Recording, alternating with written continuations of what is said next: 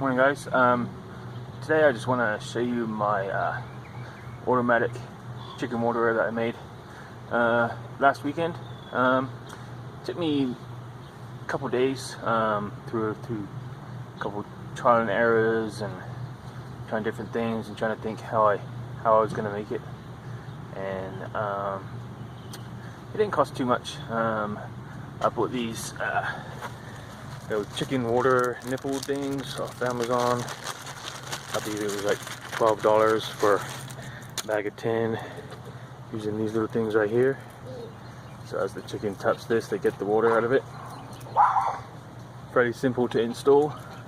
I just used a 3/8 drill bit into the PVC, and I'm going to show you around and show you how I made it. I ran this water line all the way from over there, comes down this side of the fence right here, and comes all the way along to the 5-gallon bucket, which inside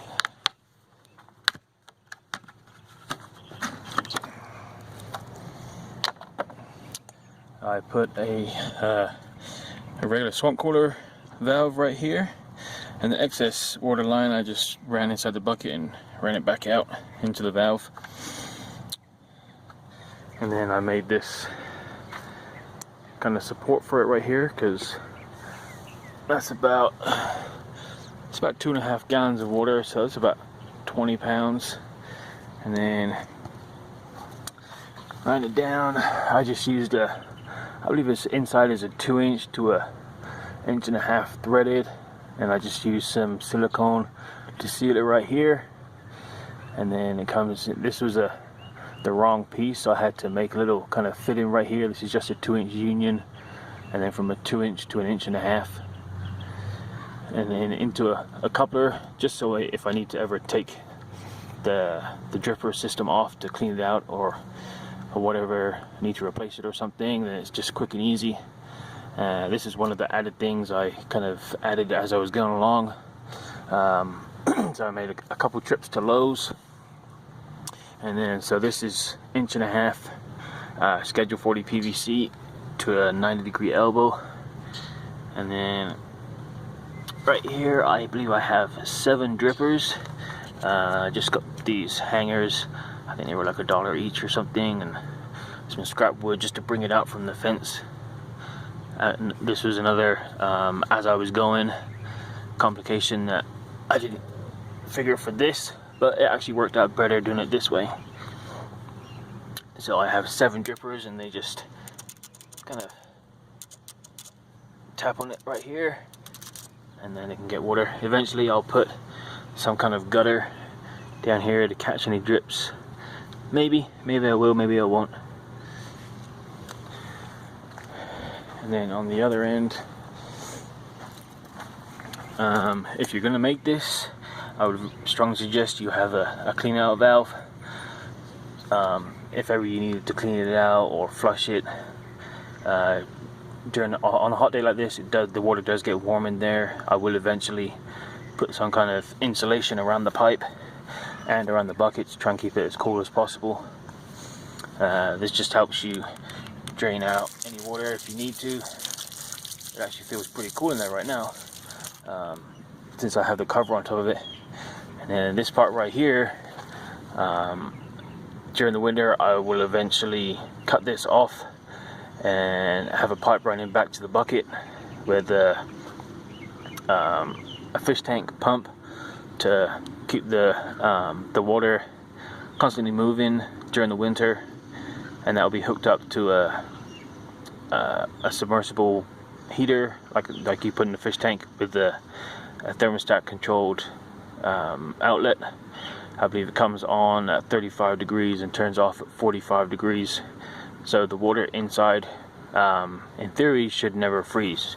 Until winter gets here, we won't really know if that's going to work. I'm pretty sure it will. I've seen a couple of videos from fellow YouTubers that have done it that way, and the water stays unfrozen, and we should be good with that. And then just to give it some shade, I got a couple pallets from work and I just set one up on an angle right here just to keep it shaded during the during the day, and added this old cover from a gazebo that we had that kind of took a beating from the wind. This is a lot cleaner for the chickens. You don't have to worry about filling their bowl every day or cleaning it out.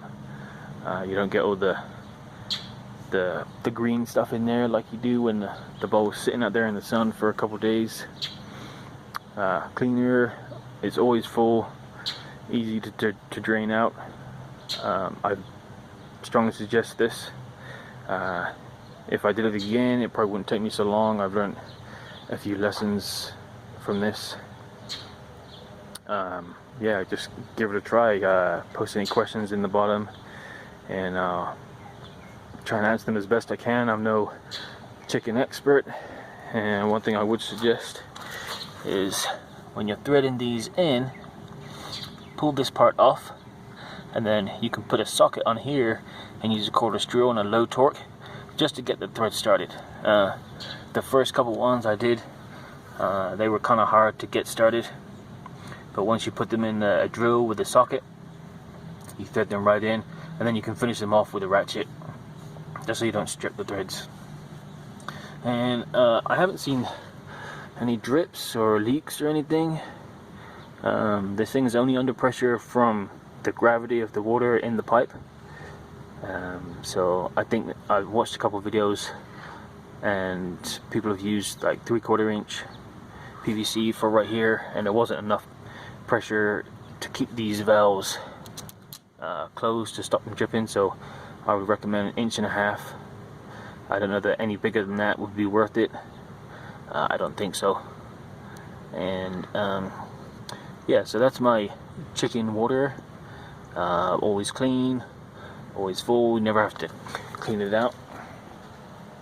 And then this was my chicken feeder I made last year sometime. Just a 5-gallon bucket and a couple bolts inside. I don't know if you can see the bolts right now.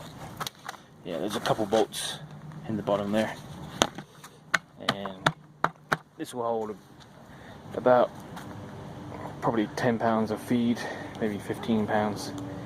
I usually get the 25-pound bag, and they'll fill it twice, and that will last them a couple weeks, 2 or 3 weeks probably, before I have to refill it again. So if we're gone for a couple of days, they're always going to have food, always going to have cold water in there. Pretty self-sufficient. So yeah, definitely make it, ask questions, thumbs up if you like it, and take care.